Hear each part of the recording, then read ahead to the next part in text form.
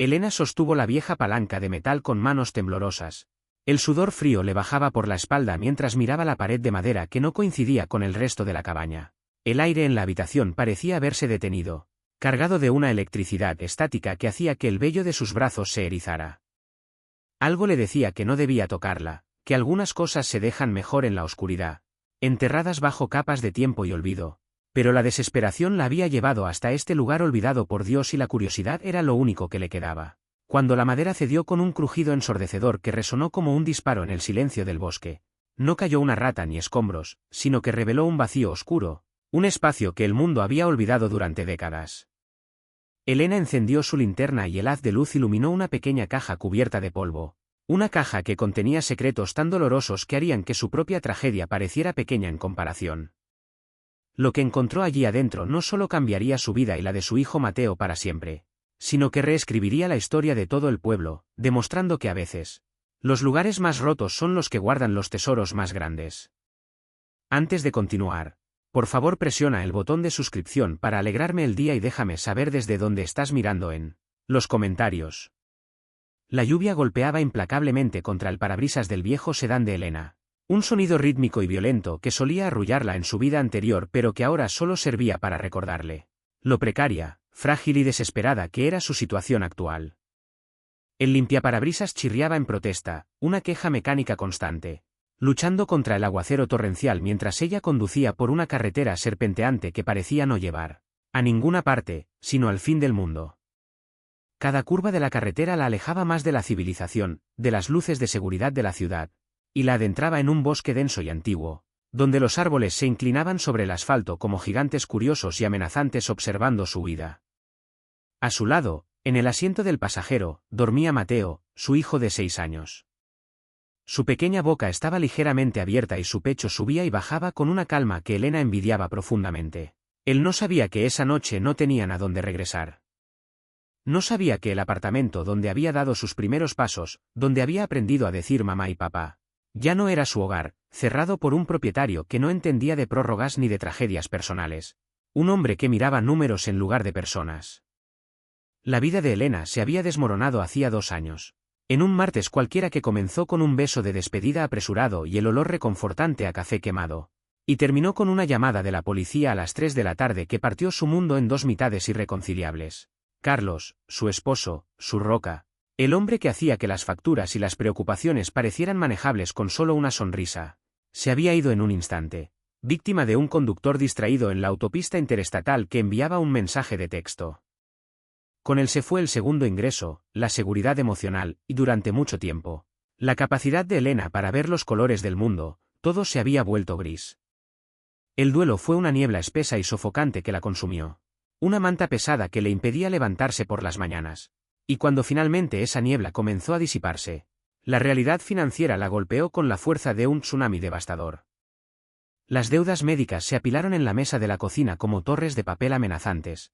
El alquiler subía sin cesar en una ciudad que se gentrificaba rápidamente expulsando a los vulnerables.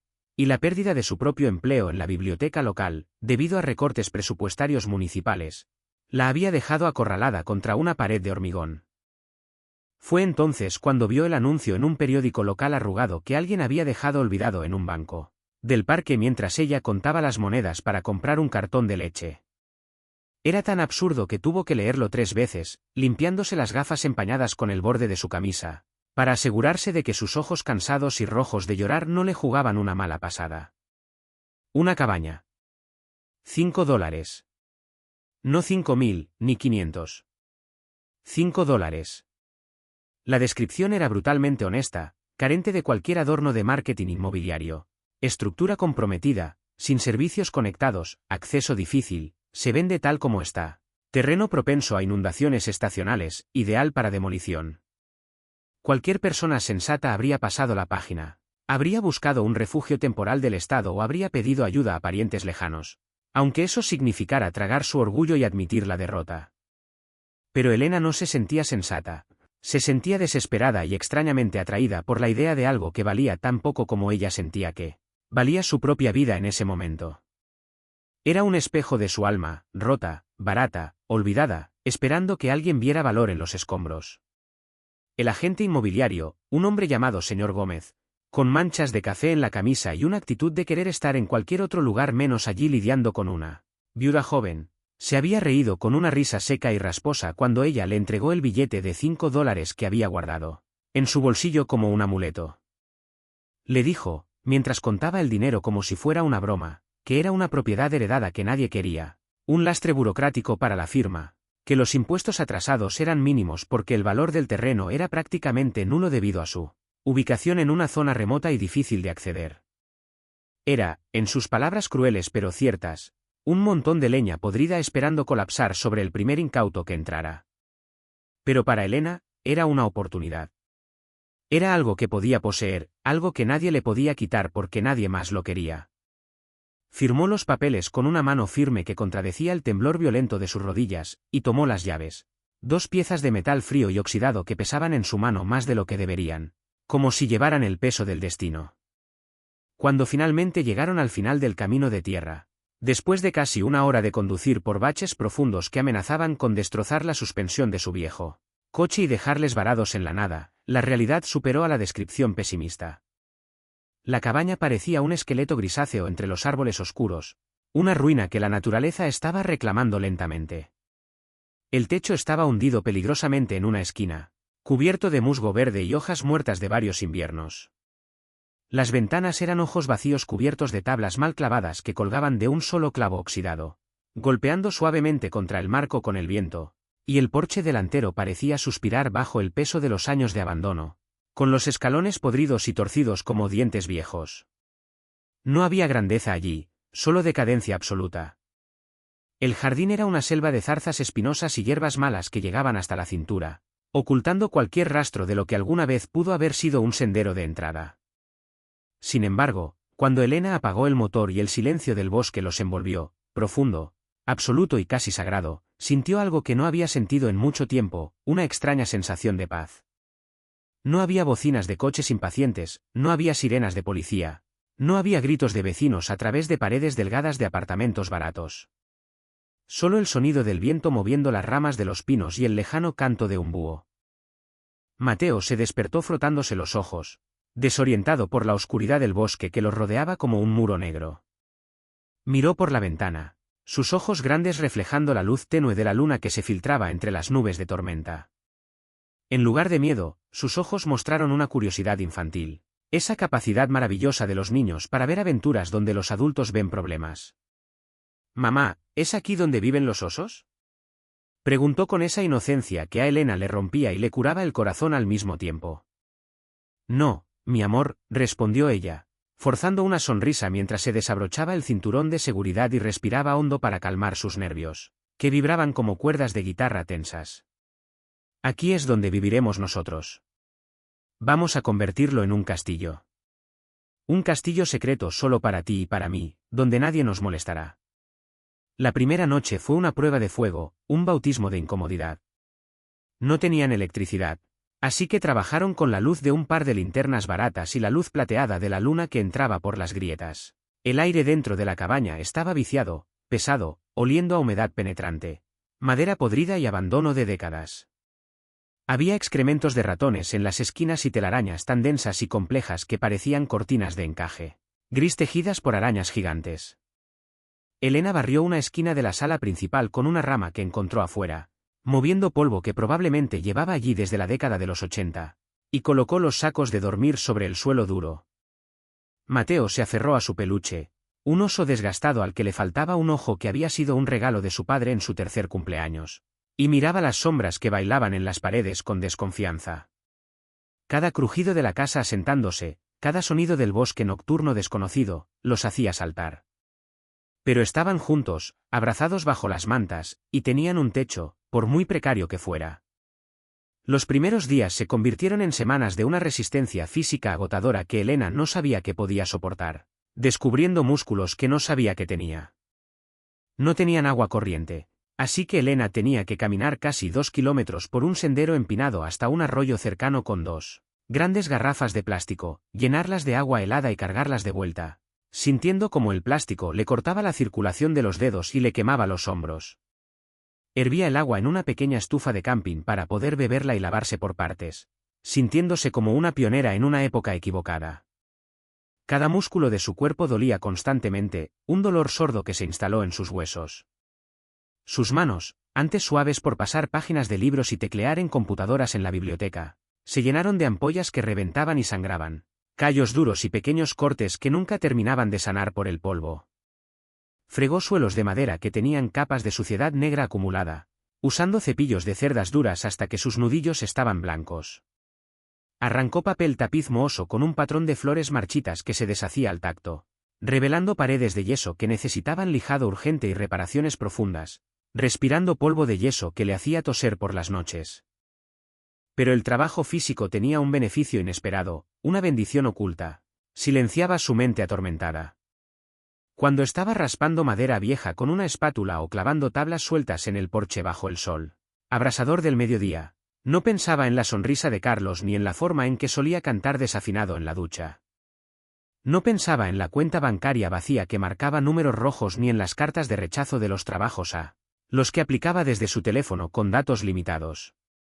Solo pensaba en la tarea inmediata: este clavo debe entrar recto, esta tabla debe quedar firme, esta mancha debe desaparecer. Era una meditación forzada por el agotamiento. Mateo ayudaba como podía, un pequeño guerrero en su propia batalla contra el caos. Recogía ramas en el jardín para hacer una pila de leña ordenada, o barría el polvo con una escoba que era más grande que él, levantando nubes grises. Verlo jugar con piedras y palos, inventando mundos donde no había nada, construyendo fuertes imaginarios, le dio a Elena la fuerza para levantar otro martillo, para limpiar otra ventana, para seguir adelante un día más cuando todo su cuerpo gritaba que parara. Fue durante la tercera semana, una tarde gris y ventosa que anunciaba el invierno, mientras limpiaba la habitación trasera que planeaba usar como dormitorio para Mateo, que lo vio. La habitación estaba revestida con paneles de madera oscura, típicos de mediados de siglo, pero había una sección, justo detrás de donde había estado un viejo armario empotrado lleno de polillas que ella había desmantelado esa mañana, que no encajaba. La veta de la madera iba en dirección vertical mientras que el resto iba en horizontal, y el color era ligeramente más claro, como si hubiera sido reemplazada apresuradamente o mucho después que el resto para cubrir algo deliberadamente. Elena pasó sus dedos por el borde del panel. Se sentía una corriente de aire frío saliendo de la rendija, un susurro helado que le erizó la piel de los brazos y le puso la carne de gallina. Su lógica racional le dijo que era simplemente un mal aislamiento, una grieta hacia el exterior que dejaba entrar el viento del otoño. Pero su instinto, ese sexto sentido que se agudiza cuando has perdido tanto y vives en alerta constante, le dijo que había algo más. La casa parecía contener la respiración en ese rincón. Tomó la palanca de hierro que había estado usando para quitar los clavos oxidados del suelo. Mateo, ve a jugar al porche un momento, por favor, le dijo suavemente, tratando de que su voz sonara casual y controlada. ¿Por qué?, preguntó él, levantando la vista de sus coches de juguete alineados en el suelo desnudo. Solo quiero asegurarme de que esta pared es segura, hay mucho polvo y astillas, respondió, no queriendo asustarlo si salía algún animal o si la pared colapsaba. Cuando Mateo salió corriendo hacia el frente de la casa, haciendo resonar sus pasos pequeños, Elena insertó el borde de la palanca en la ranura del panel. La madera crujió, un sonido seco y agónico, como si la cabaña misma se quejara de que sus secretos fueran revelados después de tanto tiempo. Empujó con fuerza, usando todo su peso corporal, apoyando el pie contra la pared adyacente para hacer palanca. De repente, el panel se soltó con un estallido violento, cayendo al suelo y levantando una nube de polvo antiguo que la hizo toser y cubrirse la boca con la manga. Detrás no estaba el exterior, ni el aislamiento de fibra de vidrio rosa que esperaba. Había un hueco. Un espacio pequeño, quizás de 1 metro de ancho y 2 de profundidad, escondido ingeniosamente entre las paredes originales y una ampliación posterior que se había hecho a la casa. Era una cápsula del tiempo. Elena encendió la linterna de su teléfono, su corazón latiendo como un tambor frenético en su pecho, y apuntó hacia la oscuridad. El aire allí dentro estaba estancado, pesado, oliendo a tiempo detenido y papel viejo, con un toque sutil y fantasmagórico de lavanda seca que había sobrevivido milagrosamente a los años. En el suelo de madera sin tratar de ese pequeño escondite había una silla de madera simple, pequeña, casi infantil, y sobre ella, una caja de metal oxidado, Del tipo que se usaba para guardar galletas o herramientas de costura hace 50 años. No había nada más. Parecía un confesionario, o una celda de aislamiento autoimpuesta, un lugar para desaparecer del mundo sin salir de casa. El pulso de Elena se aceleró, golpeando en sus sienes. Se arrodilló, ignorando el dolor agudo en sus rodillas por el suelo duro, y sacó la caja con cuidado, como si fuera una bomba o una reliquia sagrada que pudiera desintegrarse. Era pesada. Se sentó en el suelo de la habitación de Mateo, con la caja en su regazo, y limpió la capa de suciedad con la manga de su camisa de franela, revelando un metal grisáceo. No había cerradura, solo un pestillo simple corroído por el tiempo. Levantó la tapa, que chirrió en protesta aguda, un sonido que pareció gritar en la casa vacía. Dentro no había joyas, ni dinero, ni títulos de propiedad que resolvieran sus problemas financieros mágicamente. Había sobres. Docenas de ellos. Atados en paquetes ordenados con cuerdas que alguna vez fueron rojas y ahora eran de un rosa pálido y desvaído. También había un diario con tapas de cuero agrietado y algunas fotografías en blanco y negro, con los bordes rizados por la humedad y el tiempo. Elena tomó la primera fotografía con dedos delicados, temiendo dañarla. Mostraba a una mujer joven, de pie frente a la misma cabaña donde ella estaba sentada ahora. Pero la cabaña en la foto no era la ruina gris y triste. Era hermosa. Tenía flores vibrantes en las jardineras, cortinas blancas impolutas en las ventanas y pintura fresca que brillaba al sol. La mujer sonreía con una alegría que traspasaba el papel granulado, y a su lado había un hombre alto con una camisa de trabajo arremangada y dos niños pequeños, un niño y una niña, ambos riendo con bocas a las que les faltaban dientes. Parecían la imagen misma de la felicidad, congelados en un momento de perfección absoluta, ignorantes del futuro devastador que les esperaba.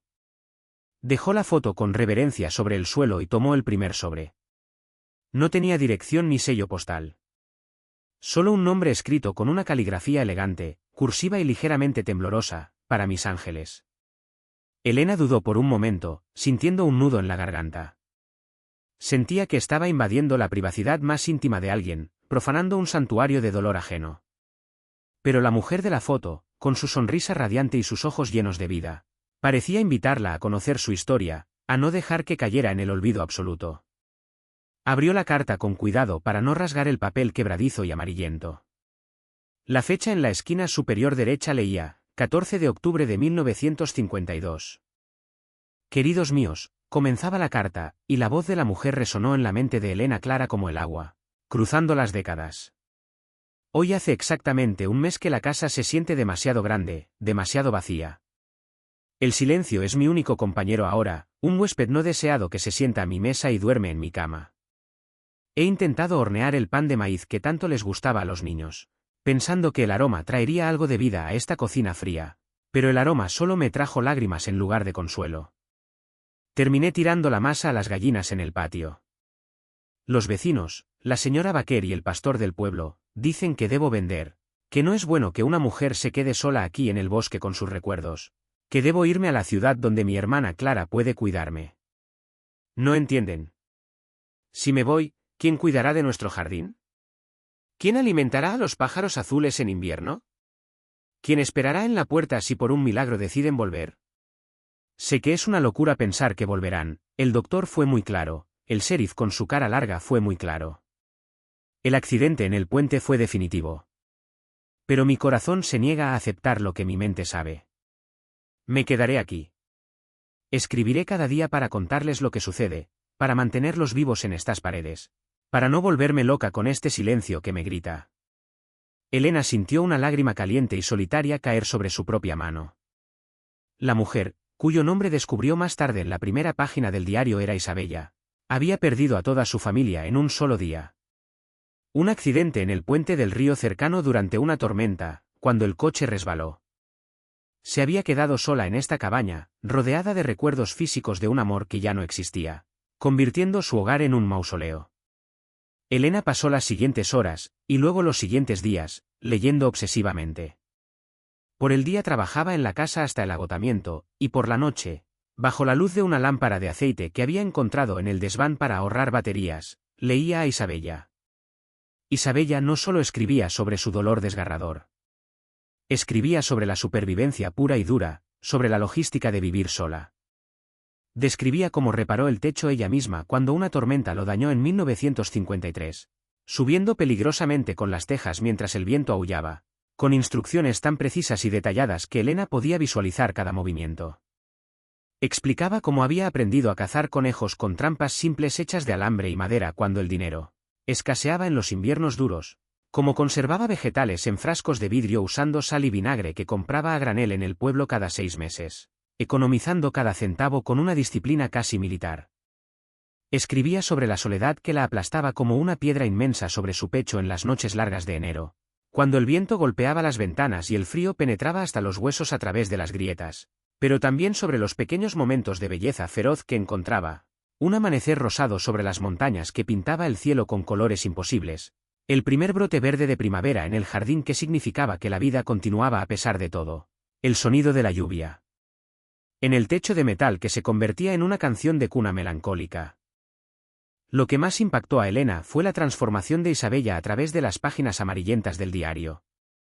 En las primeras entradas, la caligrafía era temblorosa, las frases entrecortadas por la emoción cruda, manchadas ocasionalmente por lágrimas que habían deformado la tinta azul haciendo que las palabras se desdibujaran, como acuarelas bajo la lluvia. Escribía sobre querer morir, sobre considerar caminar hacia el bosque y no regresar nunca, dejando que la naturaleza la reclamara como había reclamado a su familia.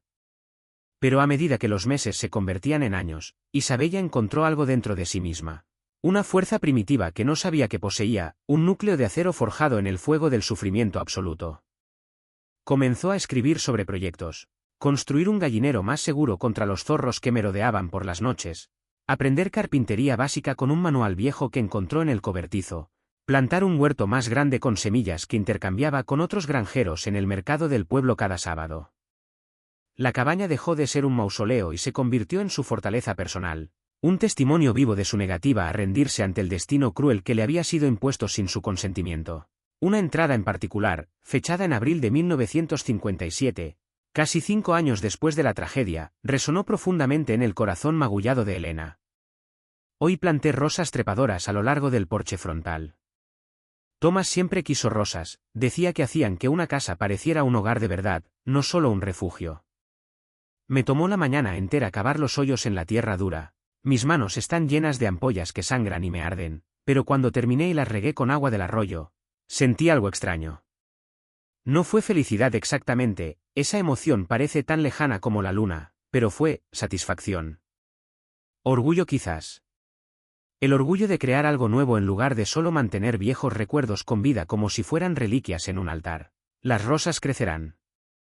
Tardarán años en cubrir completamente el porche, puede que yo no viva para verlo en su máximo esplendor, pero crecerán. Y eso me hace pensar que quizás yo también puedo crecer de nuevo, de maneras diferentes, en direcciones que nunca imaginé. No seré la misma mujer que era cuando ellos estaban aquí, esa Isabella murió en el puente junto con ellos. Pero puedo ser una nueva Isabella. Una que conoce el dolor más profundo pero que elige, cada mañana al despertar, levantarse de todos modos. Eso también es una forma de amor, creo. Amor hacia ellos, hacia su memoria, y quizás, solo quizás, amor hacia mí misma por seguir intentándolo. Elena cerró el diario con cuidado reverencial, apretándolo contra su pecho como si fuera un talismán sagrado. Las lágrimas corrían libremente por sus mejillas sin que hiciera esfuerzo alguno por detenerlas, cayendo sobre la cubierta de cuero agrietado y mezclándose con décadas de polvo acumulado. Por primera vez desde la muerte de Carlos, desde que el mundo perdió sus colores y se convirtió en una nebulosa gris de supervivencia mecánica, sintió algo más que dolor o entumecimiento. Sintió comprensión. Sintió compañía en su sufrimiento. No estaba sola. Isabella había caminado este mismo camino oscuro décadas antes. Había dormido en estas mismas habitaciones cargadas de silencio opresivo. Había llorado en estos mismos rincones donde las sombras se acumulaban como testigos mudos del quebranto humano. Y había sobrevivido. Más que eso, había florecido de maneras inesperadas y milagrosas, como una flor creciendo tercamente entre las grietas del concreto. Esa noche, mientras Mateo dormía profundamente en su saco de dormir con el oso desgastado apretado contra su pecho, Elena salió al porche bajo un cielo estrellado tan despejado y vasto que parecía imposible, como si alguien hubiera perforado agujeros en una cortina de terciopelo negro para dejar pasar la luz del infinito. El aire frío de octubre le llenó los pulmones, limpio y vigorizante, tan diferente del aire contaminado y pesado de la ciudad que había dejado atrás. Por primera vez en 2 años, respiró hondo sin que el pecho le doliera, sin que sintiera que el aire se negaba a entrar completamente en sus pulmones aplastados por el peso invisible del duelo. A la mañana siguiente comenzó a trabajar con una energía renovada, con un propósito que iba más allá de la mera supervivencia desesperada. No estaba simplemente limpiando una cabaña abandonada, estaba honrando el legado de Isabella, continuando una historia de resiliencia femenina que se extendía a través de las generaciones como un hilo, dorado invisible pero inquebrantable. Usó las técnicas detalladas en el diario de Isabella para reparar el techo. Trabajó durante 3 días completos bajo el sol implacable, sudando y maldiciendo cuando los clavos se doblaban o cuando sus dedos torpes resbalaban en las tejas, pero persistió con una terquedad nacida de la desesperación y la determinación. Encontró instrucciones para hacer un sistema simple de recolección de agua de lluvia usando canalones viejos y barriles de plástico que compró de segunda mano en el pueblo con los últimos dólares que tenía, ahorrándole los agotadores viajes diarios al arroyo que estaban destruyendo su espalda. Plantó un pequeño huerto usando semillas que un anciano en el mercado de agricultores le regaló cuando le contó su historia con voz entrecortada, sus ojos amables llenos de compasión genuina y quizás reconocimiento de su propia lucha pasada. Los meses pasaron como páginas de un libro que se escribe lentamente, línea por línea, palabra por palabra. El otoño profundo pintó el bosque circundante de dorados, naranjas ardientes y rojos sangre, un espectáculo de belleza tan abrumador que a veces Elena tenía que detenerse en medio de una tarea para simplemente contemplarlo con asombro reverencial, como si estuviera viendo el mundo por primera vez con ojos nuevos. El invierno llegó con su abrazo helado y brutal, trayendo nieve que cubría el mundo en un silencio blanco y absoluto. Esos fueron los días más duros, cuando el frío penetraba a través de las paredes mal aisladas como 1000 agujas de hielo, cuando el camino se volvía intransitable y estaban completamente aislados del mundo exterior durante días enteros. Pero Elena había aprendido de Isabella, había almacenado leña seca bajo lonas impermeables, había llenado la pequeña despensa con conservas caseras de vegetales y mermeladas, había preparado mantas extras. Mateo aprendió a leer mejor durante esos largos días encerrados, acurrucado junto a la estufa de leña mientras Elena le enseñaba con los pocos libros que habían traído de su vida anterior, su voz llenando la cabaña con historias de aventuras y lugares lejanos que mantenían viva su imaginación. Cuando la primavera finalmente llegó en marzo, derritiendo la nieve y revelando la tierra negra y fértil debajo, Elena plantó rosas trepadoras exactamente donde Isabella las había plantado 65 años antes. Las raíces originales se habían perdido hacía décadas, consumidas por el tiempo despiadado y el abandono, pero Elena las plantó de nuevo en el mismo lugar exacto, siguiendo las instrucciones del diario como si fueran escrituras sagradas. Era un acto de fe y continuidad, un puente tendido a través del tiempo entre 2 mujeres rotas que encontraron la fuerza para recomponerse en el mismo lugar olvidado por Dios. Fue en mayo, durante un sábado soleado que olía a tierra mojada y promesas nuevas, cuando Elena y Mateo caminaron al pueblo por primera vez desde su llegada, siguiendo el sendero serpenteante que había sido casi intransitable en invierno. Necesitaban provisiones, pero también necesitaban conectar con el mundo nuevamente, recordar que no eran náufragos en una isla desierta sino parte de una comunidad más amplia. El pueblo era pequeño, el tipo de lugar donde todos conocen los nombres de todos y los secretos viajan más rápido que el viento entre las colinas.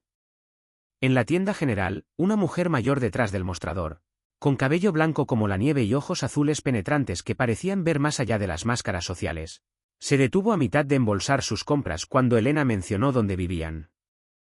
¿La vieja cabaña Moreno?, preguntó con una voz llena de asombro genuino, sus manos arrugadas y manchadas de edad detenidas en el aire. No sabía que alguien finalmente la había comprado. Esa propiedad ha estado vacía desde que Isabella murió en el 89. Murió en paz, según dijeron, en su propia cama, a los 82 años. Nunca se fue de ahí, ¿sabes? Toda su vida adulta en esa cabaña después de perder a su familia en el accidente del puente del 52. Fue la cosa más triste y al mismo tiempo la más valiente que este pueblo ha visto jamás. Lo sé, respondió Elena suavemente, sintiendo las lágrimas amenazando con desbordarse nuevamente pero esta vez sin vergüenza alguna. Encontré sus cartas. Su diario. Su historia completa. La mujer mayor, cuyo nombre resultó ser Marta, la miró con una intensidad que parecía pesar su alma en una balanza invisible. Luego, lentamente, su rostro severo se suavizó en una sonrisa cálida y genuina que transformó sus facciones. Entonces ya sabes lo que esa casa significa realmente, dijo Marta con voz emocionada. No es solo madera y clavos oxidados. Es un testimonio. Isabella amaba esa cabaña más que nada en este mundo, incluso en sus peores días cuando el dolor la consumía.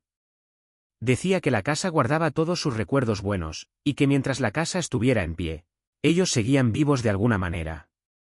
Me alegra que alguien la esté cuidando otra vez. Me alegra que no la demolieran como planeaban. Elena salió de la tienda con más que provisiones. Salió con historias, con nombres de personas que habían conocido a Isabella, con invitaciones a reuniones comunitarias que se hacían el primer viernes de cada mes en la pequeña iglesia metodista del pueblo. Salió con la confirmación de que su intuición había sido correcta. Esta cabaña no era solo un refugio desesperado de $5. Era un lugar sagrado de transformación humana. En los meses siguientes, Elena continuó leyendo y releyendo el diario de Isabella, descubriendo nuevas capas de significado con cada lectura como si fuera un texto religioso profundo y complejo. Aprendió que Isabella eventualmente se había convertido en una figura respetada en el pueblo, conocida por su jardinería experta y sus remedios herbales que compartía generosamente con los vecinos enfermos. Aprendió que en sus últimos años, Isabella había tomado aprendices jóvenes bajo su tutela, enseñándoles las habilidades de supervivencia que había dominado a través del dolor y la necesidad, como leer el clima en las nubes, como conservar alimentos sin electricidad, como reparar casi cualquier cosa con ingenio y determinación en lugar de dinero. Había convertido su tragedia personal en servicio comunitario, su aislamiento forzado en sabiduría que podía transmitir. Elena comenzó a hacer lo mismo, de manera tímida al principio. Cuando Marta le pidió ayuda organizando la biblioteca comunitaria que estaba en completo desorden en el sótano de la iglesia, aceptó agradecida. Era lo que sabía hacer, lo que había hecho antes de que su vida se desmoronara.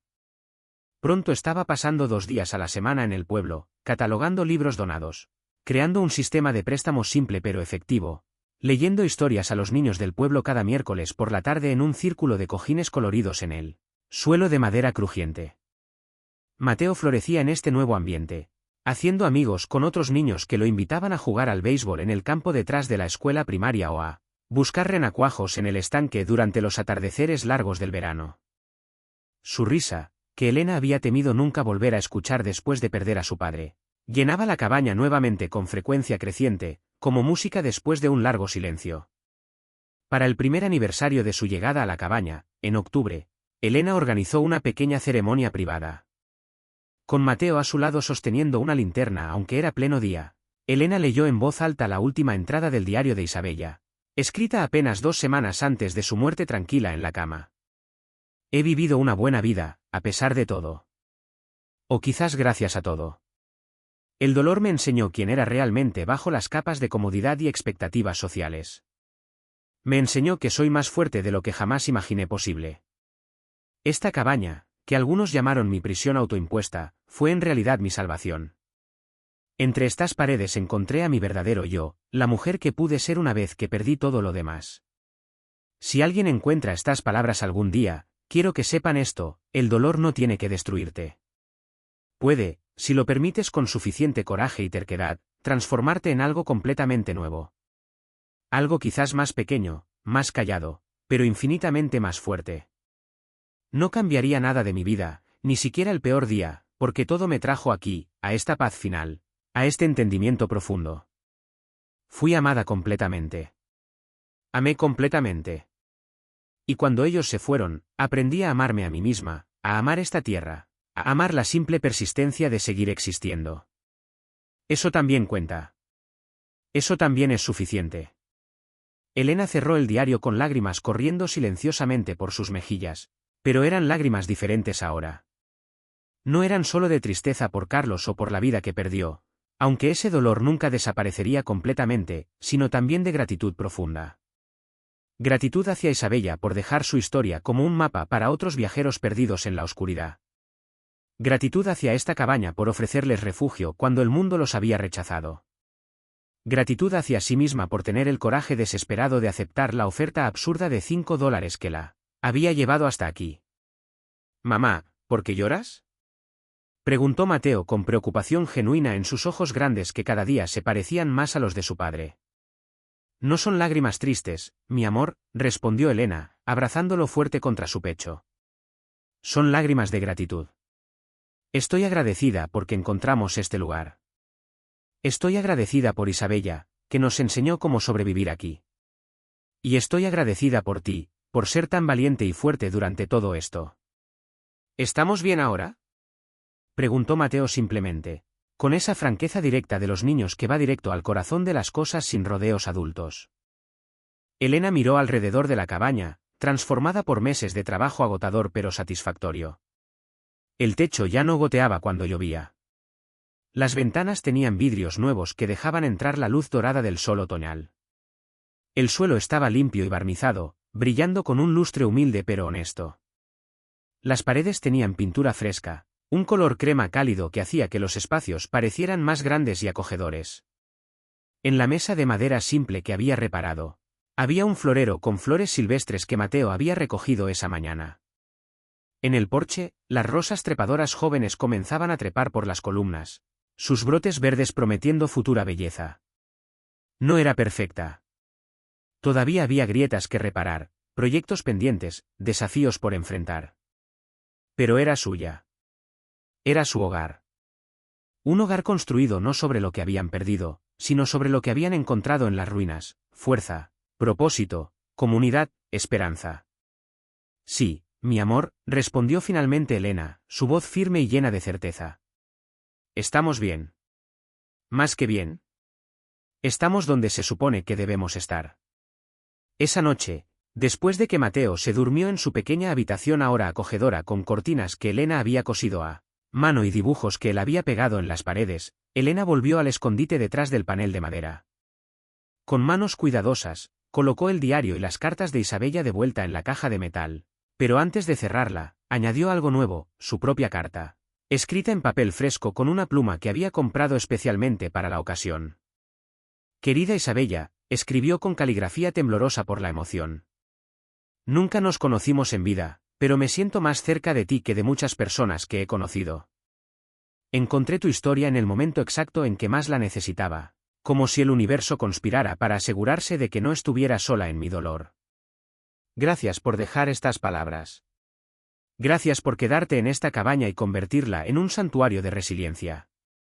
Gracias por enseñarme que el dolor no es el final de la historia, sino a veces el comienzo de una nueva y completamente diferente. Tu legado continúa. Las rosas crecerán nuevamente. La casa está viva otra vez con risas y sueños. Y yo, como tú antes que yo, estoy aprendiendo a ser una nueva versión de mí misma. Una versión forjada en el fuego pero emergiendo más fuerte. Cuidaré de este lugar como tú lo hiciste. Y si algún día otra alma perdida encuentra su camino aquí, encontrará no solo tu historia y la mía, sino también la prueba de que los lugares más rotos son verdaderamente los que guardan los tesoros más grandes. Con amor eterno y gratitud infinita, Elena. Selló la carta, la colocó junto al diario, cerró la caja de metal y la devolvió a su lugar en el escondite. Luego, cuidadosamente, volvió a colocar el panel de madera en su lugar, no para ocultar los secretos sino para protegerlos, preservarlos para la próxima persona que pudiera necesitarlos en el futuro incierto. La historia continuaría. El ciclo de pérdida y renovación, de caída y levantamiento, continuaría mientras la cabaña siguiera en pie, un faro silencioso en el bosque oscuro para todos los que estuvieran lo suficientemente desesperados o valientes como para escuchar lo que tenía que enseñar. Elena salió al porche bajo el cielo estrellado, respirando el aire limpio de la montaña, sintiendo el peso de su propio viaje en los músculos cansados y las manos callosas. En algún lugar del bosque, un búho llamaba en la noche, su canto penetrante y melancólico pero también extrañamente reconfortante. Las primeras hojas comenzaban a caer de los árboles, girando en espirales doradas hacia la tierra, recordándole que todo cambia, que todo pasa, pero también que cada final contiene las semillas de un nuevo comienzo. Por primera vez desde que Carlos murió, Elena sonrió en la oscuridad. No una sonrisa forzada para consolar a otros o para mantener las apariencias, sino una sonrisa real, genuina, que venía desde un lugar profundo dentro de ella que creía muerto pero que había estado simplemente dormido, esperando el momento correcto para despertar. Estaba sola pero no solitaria. Estaba herida pero no rota. Estaba perdida pero ahora encontrada. Y eso, decidió mientras las estrellas brillaban imperturbables en el vasto cielo negro sobre ella, era más que suficiente. Era todo.